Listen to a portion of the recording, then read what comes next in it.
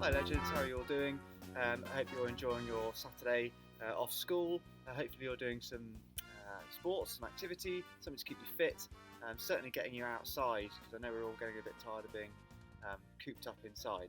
So today we're going to do some work on some footwork to start with, just to get our disco daps going. And then we're going to look at the different grip. Last time we concentrated on some chopper grip for serving and some close control. Today we're going to introduce a topspin forehand. Okay, it's going to involve a different grip. It's going to be a bit weird to start with. It's going to be very different to the chopper grip, and it's going to make you hit the ball slightly differently. Okay, so to start with, what we'll do, we're just going to do some footwork. Okay, now you could do as many rotations as you like with this, but I'd like you to do 4 rotations and 4 different exercises in those rotations. Okay. So you're going to do about 16 goes, something like that. Alright, so this is what we're going to do to start with.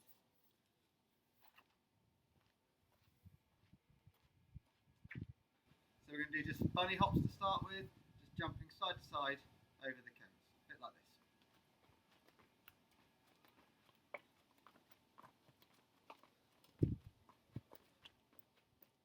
So this time we're going to do bunny hopping over the cones this way.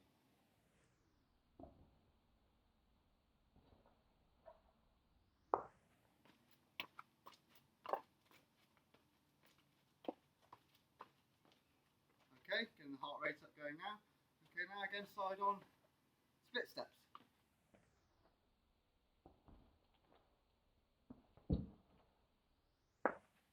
Next, a bit of Scottish dancing.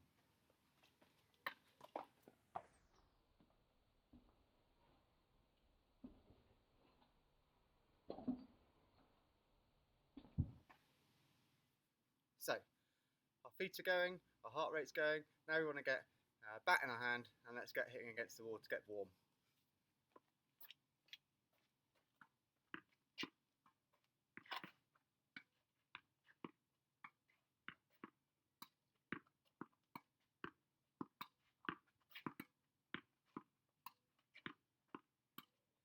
Okay, so I'm nice and warm now. What we're going to concentrate on is our Western grip, or semi-Western, or full Western, however you want to look at it. But if you put the racket on the floor,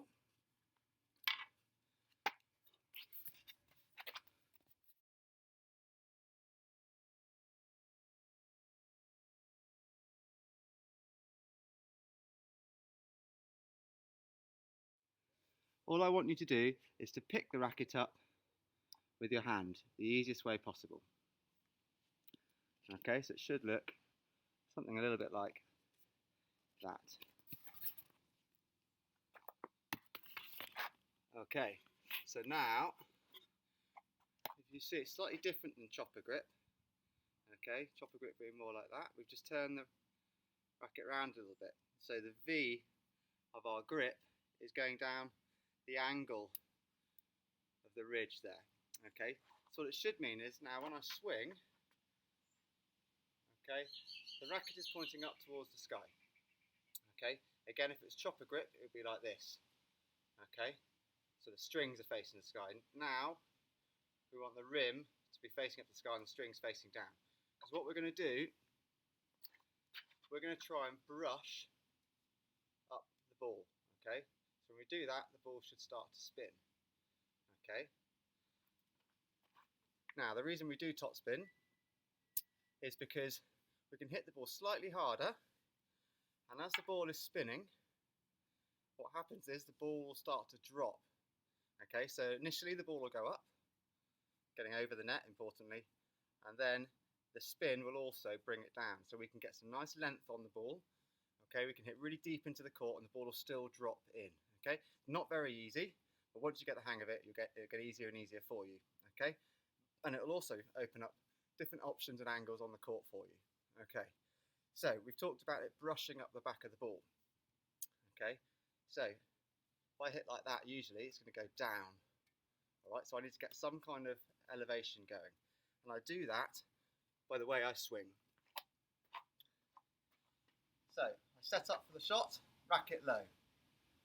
Okay, and as I come up, I hit the ball in between my knee and my waist. That's my contact point. Okay, once I've hit the ball, the racket then carries on coming up, and I feed it into my other hand and then round my head. Okay, so watch again.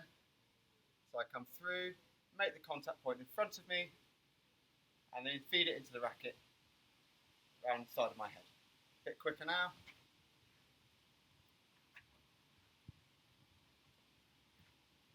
If I want to start from a ready position first, might be quite easy, quite useful. So I step back, drop the racket, hit into the hand. Back to ready position, drop the racket, hit into the hand. Okay, let's see if it works against the wall.